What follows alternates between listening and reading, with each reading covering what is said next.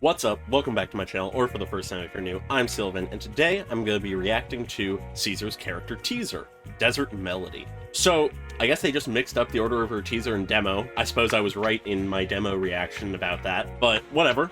Cool to see it now. I don't know necessarily what we're going to see here, so I'm excited to find out. Feel free to like and subscribe if you enjoyed this video, leave a comment on your thoughts, and let's get into it. Welcome to this episode of Jolly Jenny's Weekly News. Okay. Don't get too down. The vehicle recycling plant has been engulfed by Hollow, and 500 people lost their jobs. Oh no, their jobs. Jeez, cold. They pulled this thing out of the Hollow. It's heavy enough. I thought it could fetch a good price. Man, what a useless piece of junk. Who said it's a useless piece of junk? A Caesar, piano. you know what this wooden box thingy is? Ooh. Oh, we get the Hoyoverse now. Big Daddy? Why do we have nothing Big here Daddy? besides rocks? All we got is Bang Boo that don't move, useless adults, and the outer ring friendship just. Who taught you that? Ooh, boring. Kid Look Caesar? over there, you fool. Do you know what that is? Is that a piano? No, wait, a piano? That hunk of junk's not worth anything. You're not wrong. Even though it's made of wood. That piano girl must have come from the city. Must have been scammed out of all her Denny's. I'm liking the framing of this Miss, all around you the should have stayed at piano. home. Hey, city girl. Outer Ring's not what you expected, huh? Ooh. It isn't easy being out here. Want me to take you back? That's a good hand animation.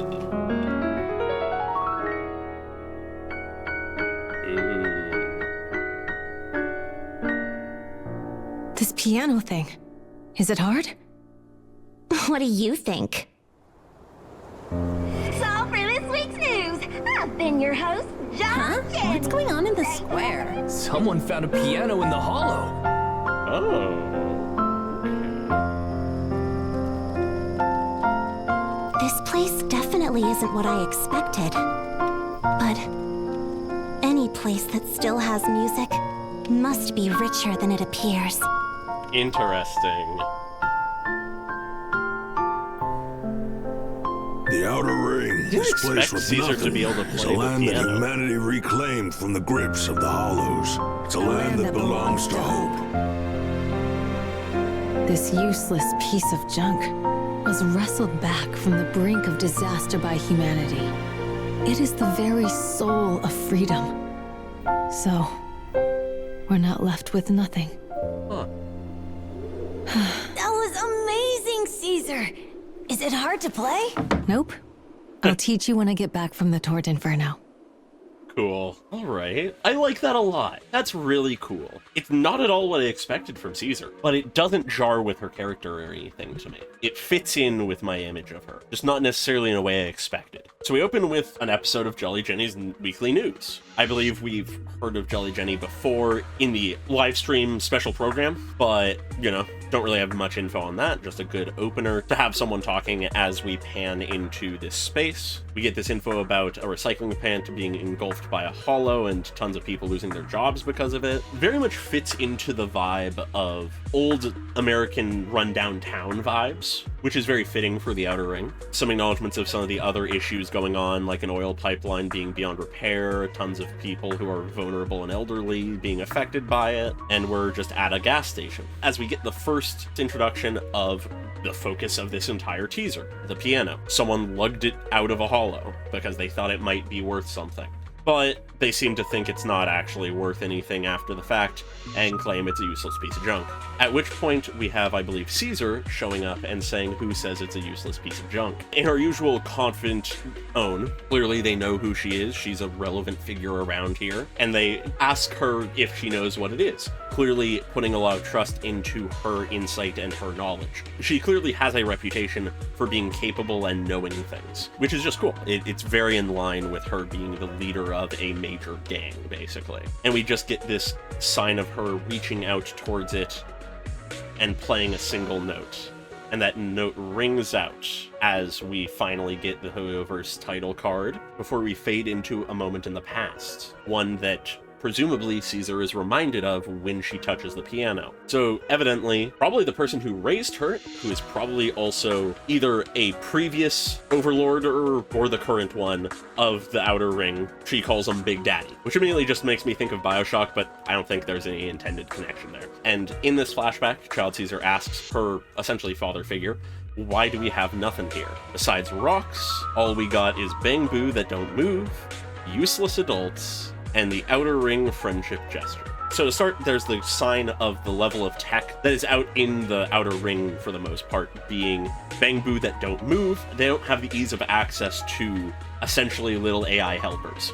And then the useless adults comment is very much an acknowledgement of the fact that she's a kid who doesn't see adults in a very good light.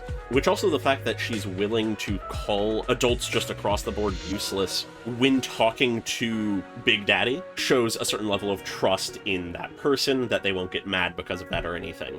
And perhaps that the reason they have that belief is because they see their father figure surrounded by incompetent people. I could very much see that. And then the last one, the Outer Ring friendship gesture. I don't know what that's referencing. I wouldn't be surprised if once we get to the Outer Ring in-game, that is something that is brought up and explained to us, but I don't immediately know what that is referencing to. But to get to the core of her asking this, she's asking, why don't we have anything? Why is everything so scarce here? We have nothing but rocks, incompetent people, and bad tech, and some kind of universal friendship gesture, which paints a picture of the Outer Ring of being a place where the downtrodden and outcasts go, and despite plenty of those people not being capable of surviving on their own out here, all of them have this accepted universal way of acknowledging a friendship, a unity, a community to each other, which paints a picture of a community that, though disparate and downtrodden, is connected and has strong ties to itself. And based on what I understand about the entire setting, though there might be a ton of conflict and strife that goes on, with the strong leader that it has in the Overlord, they can maintain this community. That's what I get from that. And it's basically Caesar as a kid asking, why don't we have more? Why do we have to scrounge around in the dirt? And then we get our first good look at Child Caesar, which, real cute. She has a little pet, like, ferret thing. She has, like, cool little sunglasses. Her hair's a little different. She's in much more raggy clothes, that kind of thing, which is just cute. I like her kid design. It's cool. We get her father figure, Big Daddy, who is, like I said, presumably the Overlord or something based on her position and everything, coughing and saying, who taught you that? And they sound rather old here, so I wouldn't be surprised if this was like the former Overlord prior to the current one, but it's possible they've lived long enough to current day, but I sort of doubt that. I feel like it's much more likely that this is the old one who died of either old age or something else, and then the new one came in, has been in charge for probably about like 10 years or something like that, somewhere around there. I'm not going to try to pinpoint an exact date. And now in modern day, stuff's going down, which will be what the plot is about. But we have them saying, who taught you that? Basically retorting Caesar and saying, why do you think we don't have anything? We have something. We may not have as much as other people, but we have things. We can get by. But she just sort of moves on and says that she's bored. And to sort of help her with not being bored, he says, look over there, you fool, as he turns her head. But what I like is when he says that, there isn't really any malice in him saying it. It's just sort of a chiding remark to a little kid. And also, though he turns her head with his hand, it's clear that he's doing so gently. It's not like a harsh, jerking movement or anything. So it's clear that there's some amount of care going on here. As they then ask Caesar if they know what a piano is. Which, evidently, to bring this up now, it seems like things like proper pianos, rather than like modern keyboards or synthesizers or anything, are sort of a thing of the past at this point. These are the sort of things that, at least in the Outer Ring, have been cast out of relevancy due to the Hollows and such. But evidently are well known enough still for at least a kid Caesar to vaguely recall the name of it, but not really know about it. And in modern day, for a handful of adults to not be sure what it is, think maybe it was worth something, but then decide otherwise and ask Caesar about it. It just sort of solidifies an interesting tech level / level of understanding of the world prior to the apocalypse, which I find interesting. And yeah, as I was saying, Caesar is aware of what a piano looks like,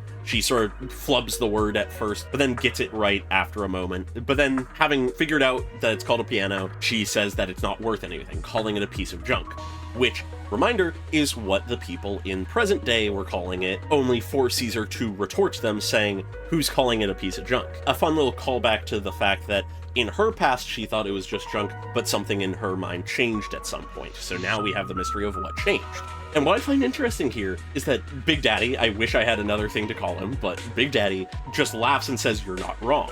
Which is interesting to me, because the obvious thought for why she would think that it isn't a piece of junk is because a parental figure convinced her otherwise or something, but evidently that isn't necessarily the case. It's more so just that one brought her attention to one at some point and then evidently didn't deny that it's just a piece of junk. As we then don't get any more from them until later, when we then jump to a different scene, where at this point it is much closer to modern day, but not quite modern day based on a few factors, when evidently someone from the city has come in who knows how to play piano, and people are just sort of gossiping around them of like, oh, they must be from the city, calling her Piano Girl. And they continue gossiping, saying that they must have been scammed out of all her Denny's. Potentially something that just previously happened around here. Or maybe there's something of, like, because she was scammed out of all of them, she had to be here. Whatever the reason, people are guessing that she was probably scammed or something. And they begin to sort of taunt her, calling her Little Miss and saying that she should have stayed home, that kind of thing, laughing at her. But then Caesar comes in and just says, "Hey, city girl, the outer ring is not what you expected, huh? It isn't easy being out here." Just trying to strike up a conversation, evidently not being as aggressive or taunting as the others, just trying to strike up a conversation as someone who knows some stuff to someone who doesn't. It definitely carries a little bit of a power dynamic and cockiness, but it's not just taunting outright. It's just more so she's confident. And she offers to take them back to the city, sort of just plugging her business in there, saying that, you know, like, I could get you back to the city. Now, of course, it's entirely possible that she would just do that for free. I'm not entirely sure exactly what her morals are.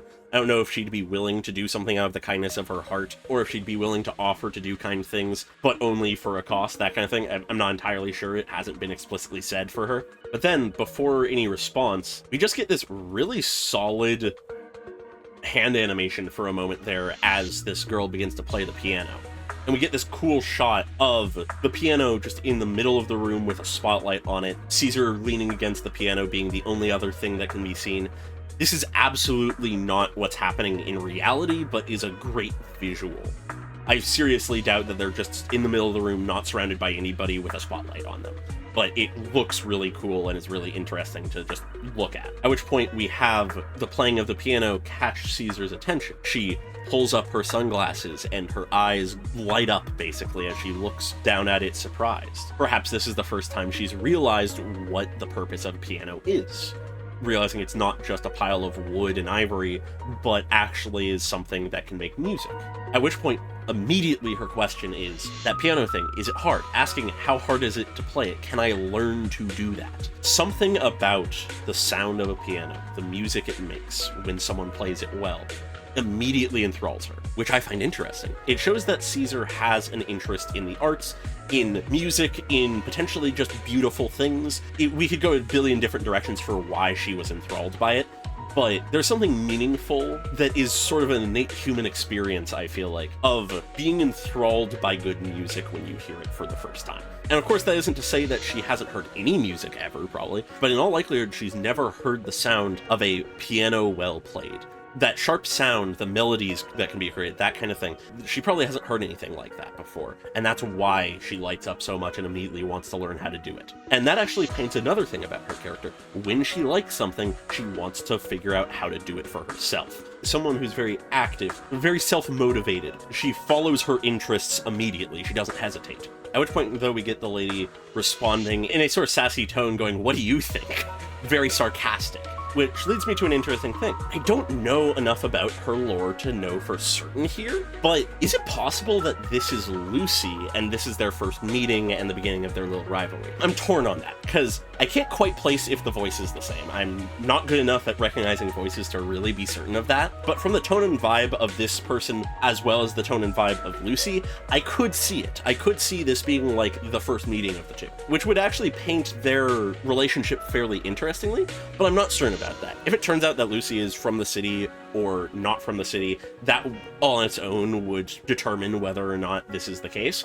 But part of me thinks that that might be the case. Feel free to let me know if you agree or if I'm wrong or whatever. But anyways, continuing, Caesar asks if it's hard to play the piano. The lady just says, "What do you think?" But then we don't get the answer. It's just cut off there. We turn to the present, where Caesar has set up a makeshift seat out of tires and is just playing the piano now for what actually looks like maybe some kids, but also some adults. At which point we have someone who isn't sure what's going on asking what's going on in the square. This is evidently a hub of sorts, and people are beginning to gather around Caesar playing the piano. At which point someone else says, someone found a piano in the hollow, which sort of returns the idea that some people know what piano is, not everyone does. It's a mix of knowledge sets going on. But we once again focus on Caesar's hands as she plays, which brings me to an interesting detail that I didn't bring up in the demo, but I feel like is worth bringing up here now that there's much more of a focus on her hands.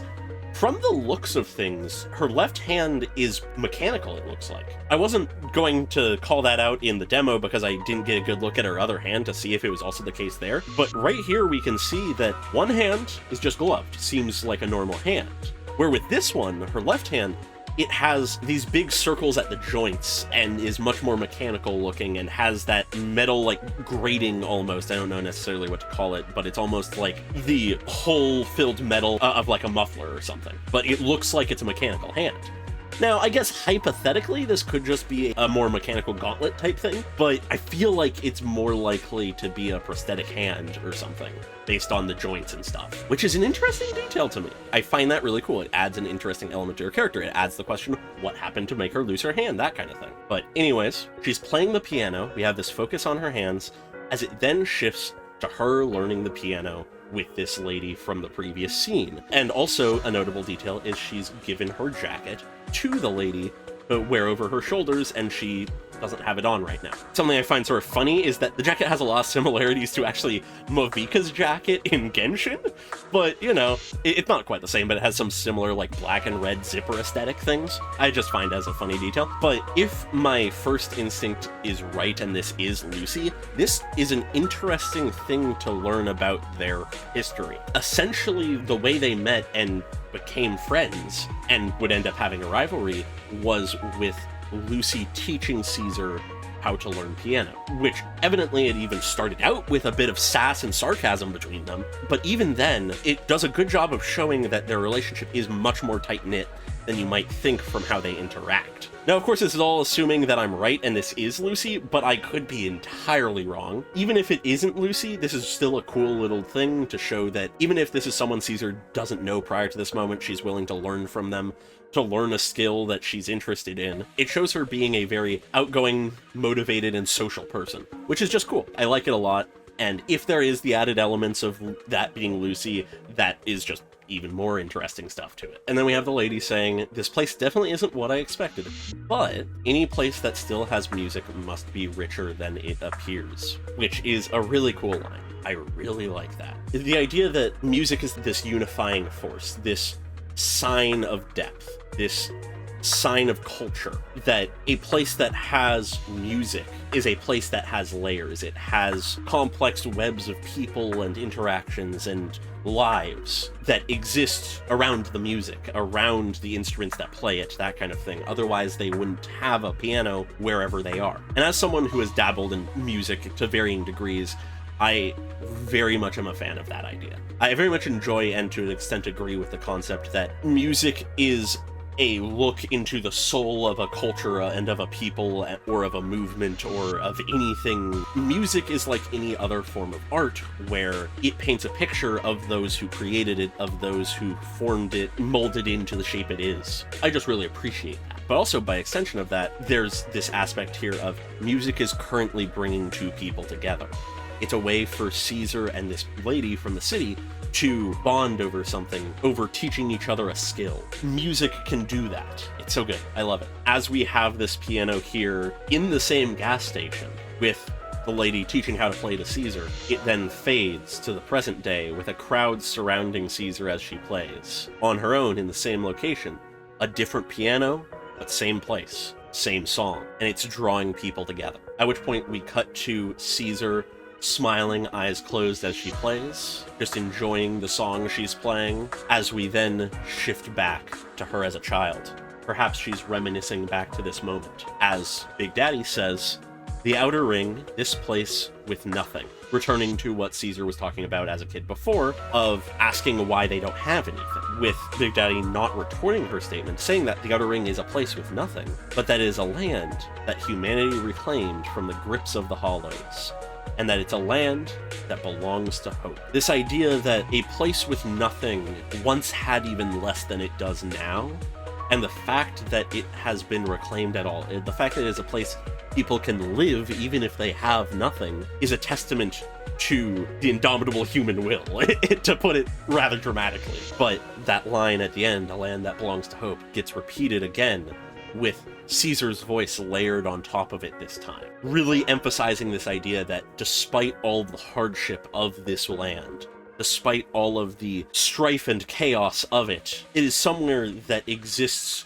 and lives and expands and endures off of hope. The way that the Outer Ring is defined is by the hope of its people, the hope for a better life in the future, a hope for the reclaiming of the world from the Hollows, and surviving the apocalypse. And so in that way, despite being the most desolate of places that people live in the modern day, it is easily the biggest beacon of hope as well, to the potential of humanity to endure, to survive, and move beyond the dangers of the Hollows. And just continuing on, Caesar, speaking now, says, "This useless piece of junk."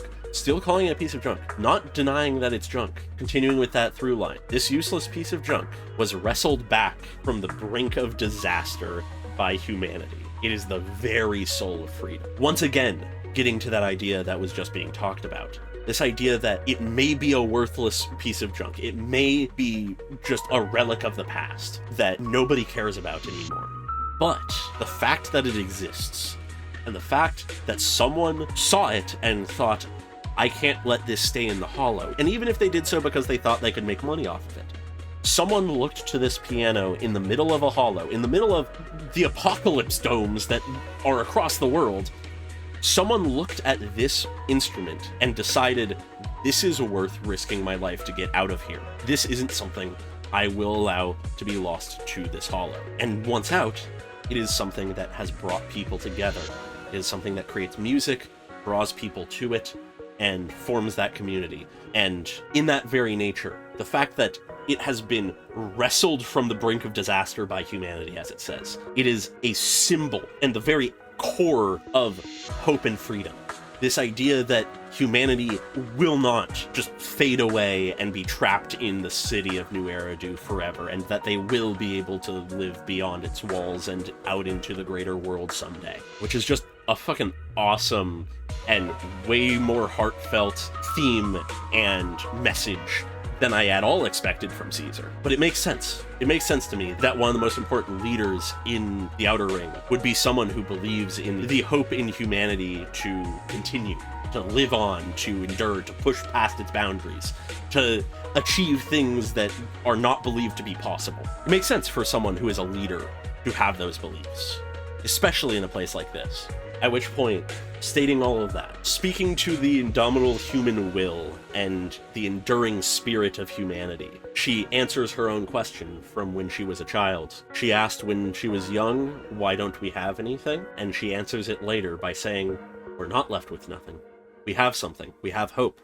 We have freedom. We have the belief that we will be able to continue and live on and endure and achieve something beyond what anyone believed possible. Even if we don't have anything materially, even if we're left with nothing in that regard, we have something. We have hope. And that's not nothing." At which point, having answered the ethos of this teaser, having given the message and theme of it, we get some last few lines with someone remarking that this was amazing, the song she played was amazing, and asking her the same question that she asked the lady who taught her to play piano: is it hard to play the piano? At which point, Caesar closes the piano and says, "Nope, I'll teach you when I get back from the Tour de Inferno," which is just great. It is perfectly in character for her, where the person who taught her sarcastically says, "What do you think?" heavily implying that it's pretty tough to learn. It's learning an instrument, you're not going to be able to get it immediately. But when asked herself, She just says, nah, it's easy, I'll teach you later. It's just so perfect for her. Whether or not this is all bravado and she actually took a while to learn, or if she just had a knack for it, is unclear.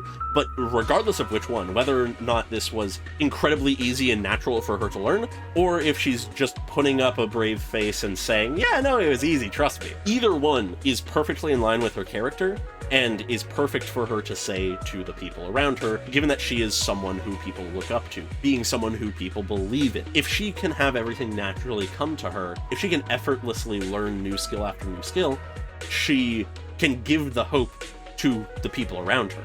She can make them believe that they aren't doomed. And then the other half, we get the reference of the Torre de Inferno, which is just a good reference to the fact that we're about to go into the storyline point where that is happening again, placing this as essentially right before the point in the story where we enter the scene, which is just really cool. I like when they tie things in like that. And that's where they end it.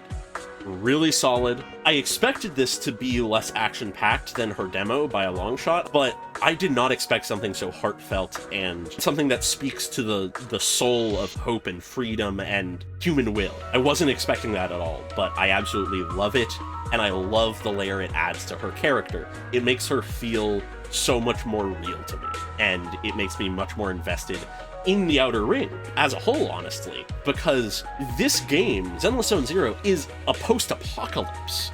We just don't really feel it in the city because, you know, there's all this new tech. Like, if I were to describe the game, I would describe the setting as a post-apocalypse. We have had the apocalypse happen, people have been forced to recover, and now we have a stable city that exists where people can live their lives.